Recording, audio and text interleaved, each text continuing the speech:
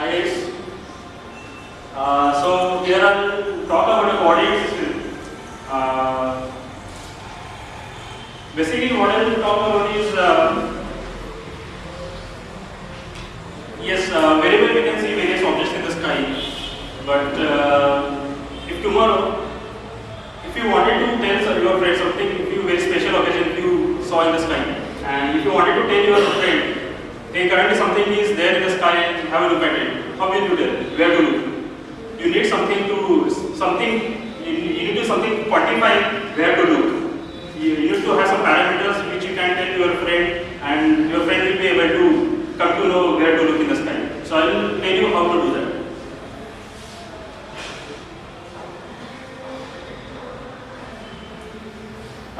First of all, can you tell me why do we need or what is a coordinate system? Any guess? Why it is?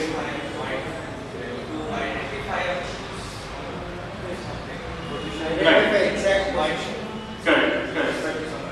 So yeah. So tomorrow if somebody asks me, where are you? I will tell I'm at the National College in Jayanagar. So person who is living in the Bangalore will understand where I am currently. But if I tell to somebody, my friend who is in Mumbai, who doesn't know where the Jayanagar is, and if I don't tell him I'm in Bangalore, then my friend won't be able to know where the Jayanagar is or where the National College is. So you need some reference which you and your friend are agreed upon sharing. What reference here you will have is, you both will be, suppose you and your friend is living in the Bangalore, then your common reference point will be the Bangalore. You both are in the Bangalore. From there you will specify how to reach to a particular point or how to approach to then only the information will make sense, the point is. So just think of a bigger.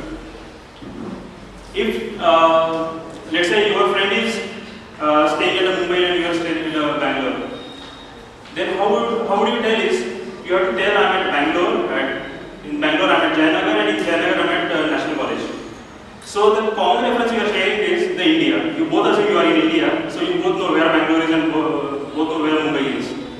But somebody is in, let's say, somewhere in Africa who doesn't know these two cities, Bangalore and Mumbai. So if you tell them I am at Bangalore and this is place, you won't be knowing where Bangalore is.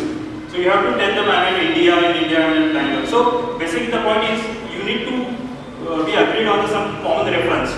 So based on what common reference you are agreed, then you can decide how further you can guide the next person to reach to the exact point you wanted to do. So basically the conclusion, coordinate system you need is to quantify the notion of space and the time. For time also you need something to quantify, like when to, with some reference, when to, from now we look at after 1 minute or after 1 hour or whatever. So basically coordinate system is to quantify the notion of the space and the time.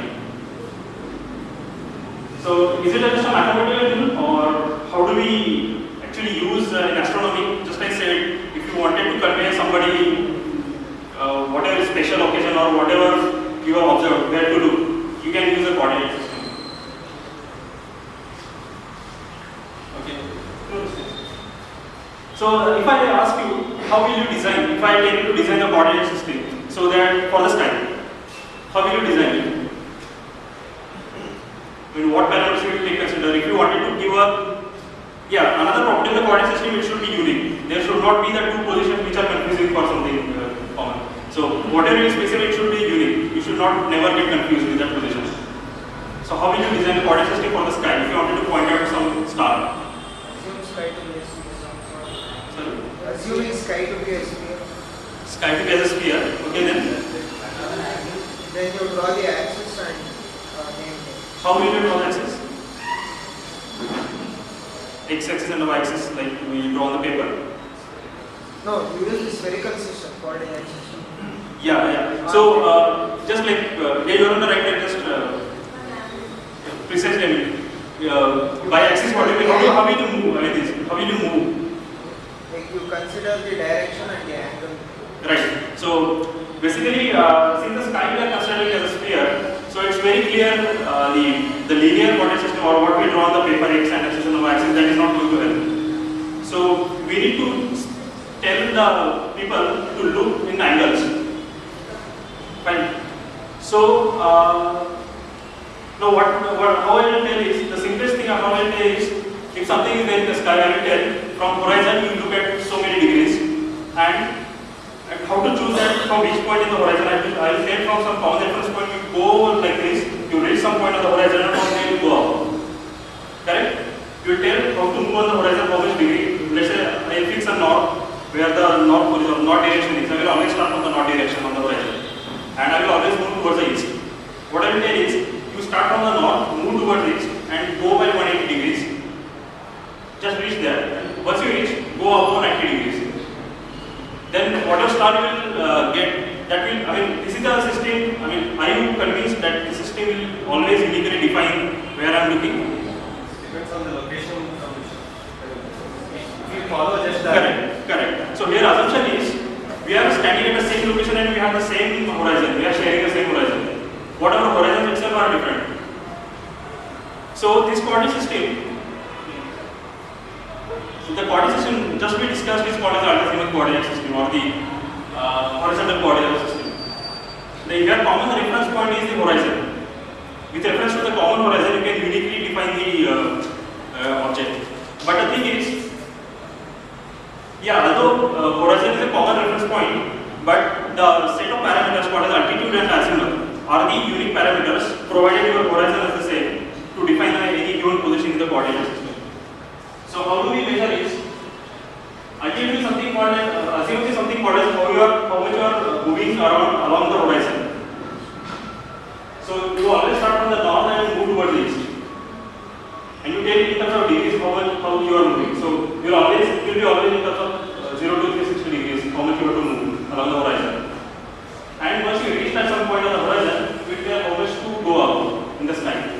That is called altitude.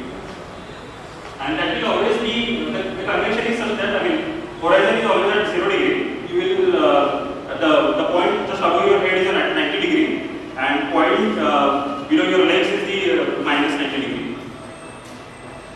So basically, this is a convention just, from books to books, text to text, you will find people follow different conventions.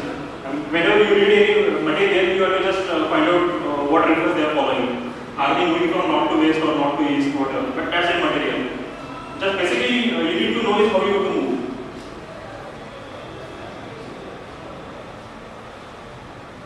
So the problem just now we have saw is, the system assumes we are sharing a common horizon.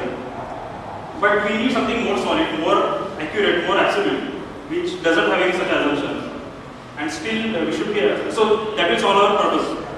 Whosoever exists on the earth should be, without any reference, having any assumption, should be able to, I should be able to tell that person where to look. That's the motto. So this second coordinate system called the equatorial coordinate system solves this problem. What it does is, we all know how the earth moves. Earth axis is tilted at some degree, which is pointing towards some star to which we call as a pole star. Right? Now, keeping the pole star at the center, the whole sky moves like this. Correct? So if you observe, now you know the equator of the earth is perpendicular to its axis of rotation. Right? So this is the equator of the earth, and this is the axis of rotation. That's it. This is not a true scenario. In reality, the axis is tilted. But the fact is, the equatorial plane is always be perpendicular to the axis of rotation. Now, how if I share this equatorial plane itself as a reference? Everybody who is living on the earth will have the common equatorial plane. The equator won't change from person to person. Whether I am living in Russia or India or Australia, I will have the same equator. Now, we already have such kind of coordinate system exist, which is called latitude and longitude. The circles which are running parallel to the equator are the latitudes, and which are running from North Pole to South Pole, they are called longitudes. So what we will do is, we will project this grid of the latitude and longitude on the sphere, on the celestial sphere, on the sky, and we will map those objects in terms of that latitude and longitude points.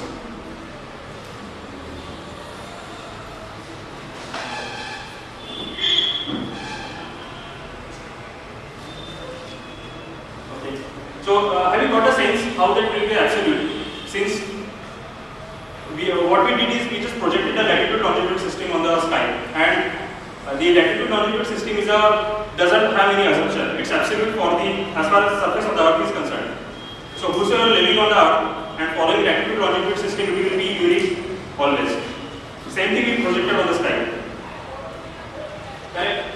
And to whatever we refer as a longitude, now we will refer as a declination for the sky. That means my projection of the equator on the sky, that circle I will say it is at 0 degree, and from there I will come towards the pole star. It will be hard to imagine actually. See, this is the axis of rotation, let's say, and this is our equator. Now how will I move is, how will I tell is, from equator, how much degree you should move. Previously what we used is horizon. From horizon how much you should move. But now what I will tell is, from equator line how you should move. Once you reach to some point, from there how you should come here. So the point where we started was the horizon. The equator of the Earth. Earlier system, the point where we started was our own local horizon. But now we have started with the equator. So the first assumption we eliminated, that we will have the common horizon. No, we will have the common equator. Whosoever living has a common equator, so they will always have the common reference. So from equator, we will say, we will tell them how to move towards the North Pole, and from there, how to move around the equator. So this kind of coordinate system is called as the equatorial coordinate system. As you see, the advantage is we are following exactly how we don't have any assumptions here as long as we are living on the Earth. So this is whatever coordinates you give to the star, they will be the absolute coordinates. They won't change. What I will say in altitude azimuth is, if you observe on the Bangalore, then star will be at this elevation. Assume, just ask your friend who is in Delhi, where currently this same star is. At the same time, the star will be at some different location for you, because as we said, they are at different two geographical locations. But here in this system, if you tell them to look at this much of declination, this much of right ascension, okay, this term will identify. What is declination is the way you move from the equatorial towards the pole star. How much you have to move? That terminology called as the declination. And along the equator, how you should move? That terminology is called as a right ascension. But the coordinates will change with time, right? Coordinates will change as the Earth moves. No, we will assume that that grid is stick on the grid itself is not moving. I mean, okay. Since we have projected, but as Earth moves, that grid is not moving. I mean, once it is projected, it is detached from the Earth motion. It is now stick on the surface. So only once we will do that sticking part, which was done many centuries ago, and they given the coordinates to each object. From there on, we just follow those coordinates. So this gives you this system is called the equator system, which is like very useful because it eliminates lots of assumptions. Now, what's the use of studying all those things?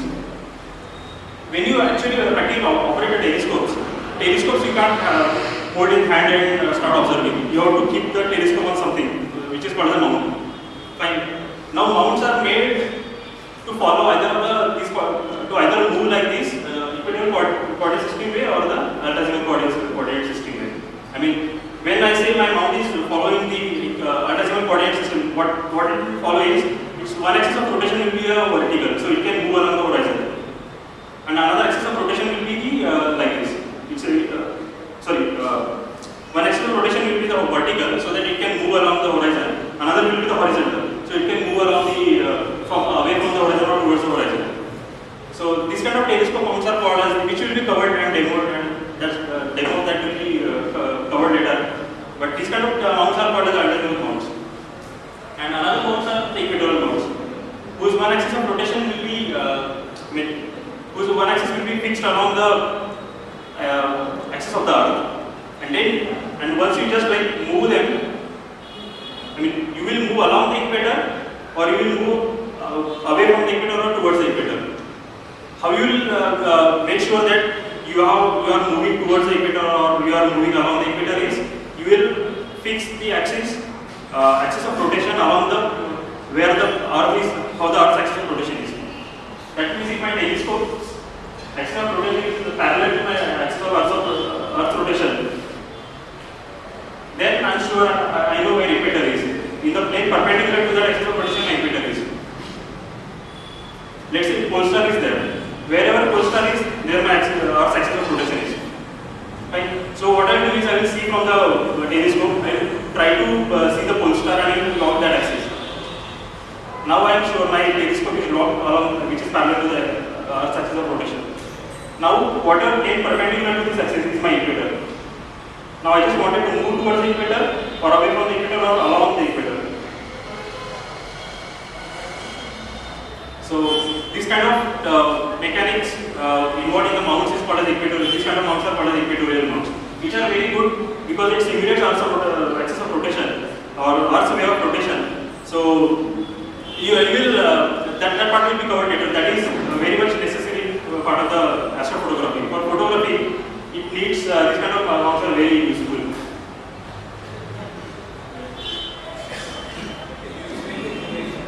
Sorry. What? Declination. One second. Okay. Can you see this is the equator? And these are other lines which are parallel to the equator. So these are called the declinations. How much you are moving away or towards the equator? The declination of the north pole is 90 degrees. And declination of the south pole is also minus 90 degrees. That is the convention. So if you have a star which of this magnitude and this declination. This right extension here. Yeah. So you go plus or minus from the latitude. Yes, yes. From the equator. Yeah. So that goes to the latitude. Right.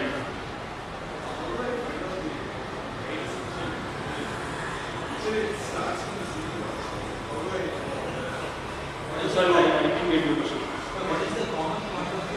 From where to start? That common point of reference is called as a vernal equinox. What is a vernal equinox?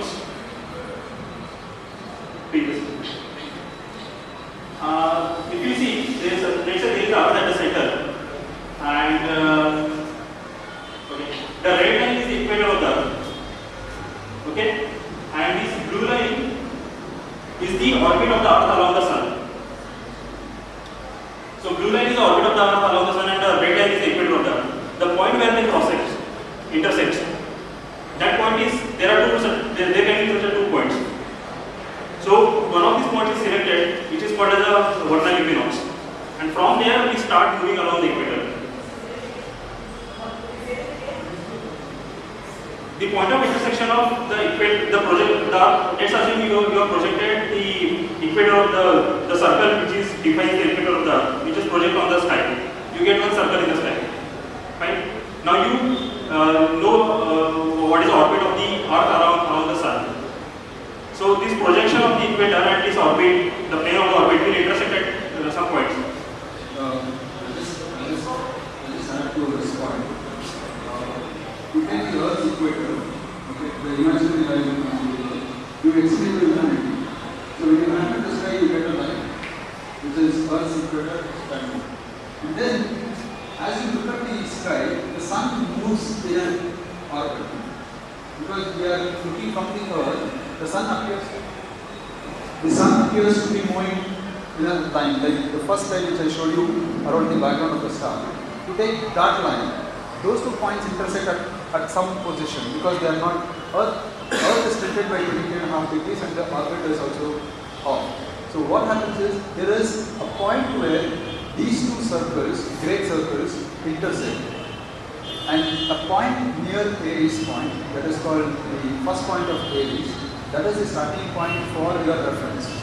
And from that point, you start looking at the position.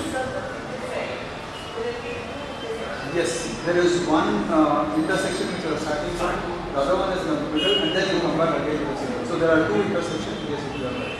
And these are the intersections are the points of the equal day and equal night. Are they variable? Oh, so this is a very good question. Are these points variable or moved or fixed? The answer is yes, they are not fixed, they move, and the movement is, it takes about 26,000 years to go around Mars. So the first point of here is the reference point that we are talking about, the intersection. Today it is somewhere in the Pisces constellation, that is not in Aries. Though it is called the first point of Aries, it is in Pisces constellation. But that keeps moving, and after 26,000 years it will come back again to the Aries constellation. So that point is moving year by year. You can only notice the motion, say for about 2,000 years. And to ask you the previous question, to take effect of that, to consider that motion, they redefine this coordinate system after a few particular number of years. So just now they revised this coordinate system after January 2000. From there they consider now currently where that first the intersection points are. So they, after a few hundred years, they will keep on finding where that intersection point is, and with reference to that they will keep on revising the coordinate system. So just a very fast walk I will take you. Whenever you will go out with any astronomers with the observation, these are some jargons you will always get to hear. I'll just tell them the meaning with reference to that. Firstly, the celestial equator. It is nothing but the projection of the Earth's equator on the sky. That is called the celestial equator. Second is the local meridian. It's nothing but just a line which is passing, which is connecting the north and the south pole, and which is going exactly above your head. That line is called as the local meridian. Meridian is just any line which connects the north and south pole, and which is the line of the least length, which is called the great circle. The local meridian is the line, such a line which is going above your head. So in just layman terms, it is a line going through the sky, which is connecting north and the south pole of the Earth, and which is going on top of your head. Ecliptic is the plane in which Earth moves along the sun. Zenith is the point exactly on top of your head, and which is on that the local meridian. So zenith is the point just above your head, and the nadir is the point just 180 degree opposite to the zenith, just below your legs. So these are some terminology you will always get to listen whenever you go for observations.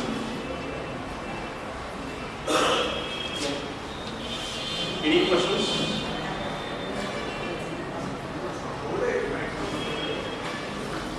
Yeah? Can you? How do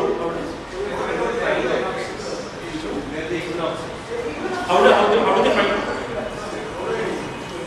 It's a geometry problem. If you know the orbit, you know the equator how it is. With a simple spherical geometry, you can find out. No, it doesn't you want to find is altitude and azimuth at every given time. Yeah, it's you have to convert, the altitude you convert it to that. There's a cosine geometry, special geometry formula for it. If you want, you can look up from the result. Okay. Thanks guys. Now I'll hand over to Amar.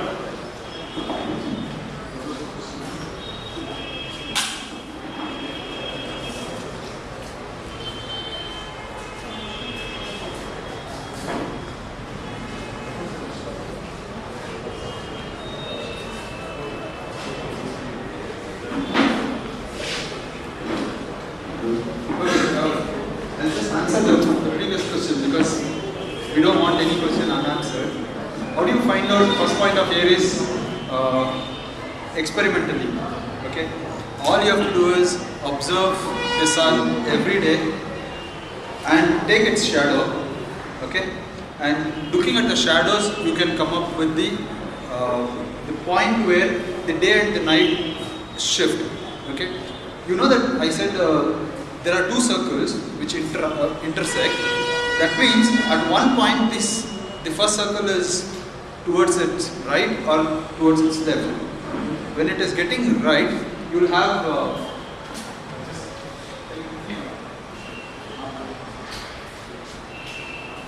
it's this way. You have the sun, you have the earth, and when you are looking at the sky, you have one cycle and the other orbit. So this point is intersecting. Sun is closer to you and towards the north.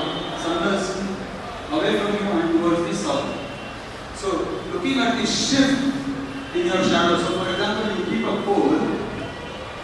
The shadow of this pole will fall towards the northern side, and during the crossover, it starts coming towards the south. So this is the point where it is exactly equal day and night. So this is one of the method, not the only method.